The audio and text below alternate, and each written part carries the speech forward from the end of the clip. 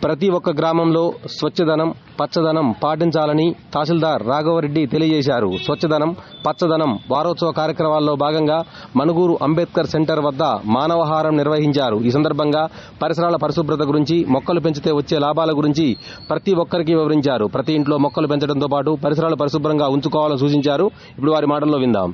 పంచాయతీని సుందరగా తయారు చేయడానికి మీ అందరి సహకారం ఉంటుందని కోరుకుంటూ ఇక నుంచి చెత్త డబ్బాలను వేయాలని, పొడి చెత్తను తడి చెత్తను వేరు చేయాలని, ఇంకా చెత్తను వినియోగించుకోవడానికి అనేక రకాలుగా మారినటువంటి ఈ ఆధునిక టెక్నాలజీలో మీరు యూట్యూబ్లో చూసినట్టయితే చెత్తను ఏ రకంగా వినియోగించుకుంటున్నారు, వివిధ దేశాలు ఏ రకంగా దాన్ని ఆదాయంగా మార్చుకుంటున్నాయో ఆ రకంగా మీరందరూ కూడా ప్రతి ఇంట్లో కూడా ఆదాయాన్ని వనరులుగా మార్చుకునే చెత్తను తయారు చేసుకోవాలని కోరుకుంటూ ఇక నుంచి చెత్తను గ్రామ పంచాయతీకి అందించి సహకరిస్తారని కోరుకుంటూ సెలవు తీసుకున్నాను. థ్యాంక్ యూ సో మచ్ అండి.